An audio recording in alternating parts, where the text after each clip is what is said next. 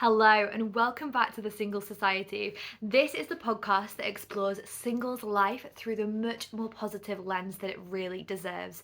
My name is Jo, and the goal in this space is to shift the conversation to look at singles' life in a much more holistic, open-minded way. We often talk about it as if being single is a state that needs to be changed. And obviously, if you are looking for a partner, if you are open to a relationship, there is bravery and there is beauty in that. But there is nothing inherently wrong with being single, with dating, with being in a relationship, with being married. They are all just different options that are open and available to us. And the goal is to shift the conversation so that we are looking at that more evenly. Now, today I'm going to be thinking specifically about celebrations as a singles person, and we have Halloween on the horizon. Some people get really into that, some people it's not their cup of tea. It doesn't matter. Whoever you are listening to this, I am going to be reframing and shifting the focus and thinking, okay, how do we celebrate these big days as a single person? What does that look like for me? What does that look like for us? What do I want it to be?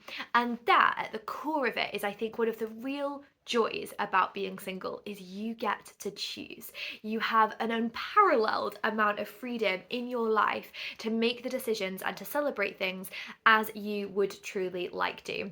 Now, the reason I think that these holidays can sometimes feel like a little bit, I guess, almost of a sticky period, is that there are often times when we're seeing big groups. We might be seeing friends, we might be seeing family, and those sneaky little questions can come in about, oh, have you found somebody? Are you dating? Are you still getting out there? Now, sometimes these are well intentioned, but can still feel quite patronising and quite hurtful. And sometimes they're not so well intentioned. Sometimes they do come from a place where people believe, for whatever reason, that it is better to be in a relationship, and they are being condescending. It's an unkind question to ask, and I think that the way to look at it is if you could flip the question and ask it the other way and it would be considered rude. It's rude. And what I mean by that is if you were to say to somebody, oh, are you still in that relationship? Or are you still dating them? Are you still married? That's rude. That feels like quite a passive aggressive question to ask. So the reverse is also true as well. And I think that these big, seasonal celebrations, there are times when we're around a lot of people, and so it can come up for us if we are single and we feel like we need to explain that situation.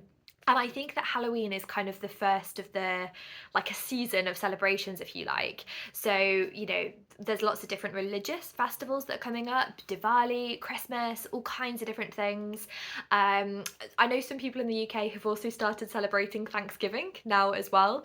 More traditionally, there's things like bonfire night coming up, and they're all really lovely. And obviously, it's because winter is quite a cold, quite a dark time, and it's lovely to have celebrations and things that lift the spirits, things that focus on lights, on good food, all those wonderful things.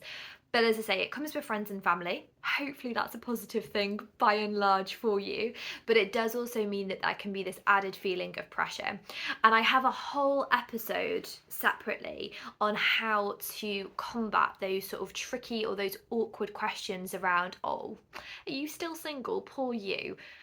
And I think that can be the essence of a lot of these kind of gatherings. Now, as I say, I have a whole other episode on that, on answering tricky questions about your singles life or your dating life. But just really quickly here, I think that a key thing is, to the extent that you can, and obviously be gracious with yourself, you're human, to the extent that you can, try to stay calm. It's I appreciate that's going to be very difficult depending on the situation. It can be a really triggering question for some people. But try to stay calm and just hear the intention behind the question, because sometimes people will just go to it sort of as their conversational norm. They may not really be thinking about the question that much. And what I would encourage you to try and do is just flip it back with another question, because when you've been asked one, the onus is on you to answer, but actually you can just sort of shift that discourse, turn it around. So for example, a really, really simple one is if somebody says, oh, are you still single or are you dating? Really pleasant tone of voice, just go, oh, why do you ask? And it sort of shifts it onto them, and they might find that an odd question and they may then feel uncomfortable with that. But and I don't mean this in an unkind way, but it does shift the discomfort from you and onto them, and it's actually encouraging them to just be a little bit more self-aware and think, oh, why did I ask that? And then equally, you, depending on the context, you might ask a question like, oh, do you not remember the last conversation that we had? Because if they've asked you before, that's a very reasonable question to ask. Or you could say, oh, are you worried that I won't keep you updated? Because especially if it's a close friend, chances are you will tell them if and when you meet somebody. So again, it's like kind of like passive aggressive edge of, oh, you've not told me. Well, I will update you in my own good time. Let's just enjoy the celebration. Let's enjoy Halloween. Now, as I said at the start, some people get more into the celebration than others. I actually never really celebrated Halloween growing up, particularly, but I do think it's good fun. I think the dressing up is good fun. I think the sweets, I think making really delicious food, I think all of that is really lovely. And one of the really beautiful things about being single is that you get to stop and think, how do I want to do things? You've not got to fit in around a partner or a family. You may have a family, but you've got more kind of freedom and flexibility. So I would really encourage you to just sit down, have a think. What did I love doing as a kid? What have I seen in films that I think would be fun to do?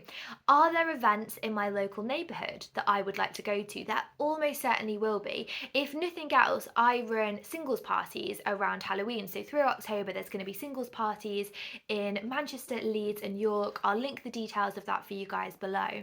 So there's lots of things going on that you can go to, and it is a scary thing to go to an event by yourself. I really appreciate that, but I promise there will be loads of events in your local area that do encourage and create spaces for single people, not as explicitly as me necessarily with a singles party, but there will be other things and other socials as well. So I would really encourage you to go and have a look and choose to celebrate these things, not just Halloween, but bonfires night, if there's a religious festival you celebrate, whatever it may be.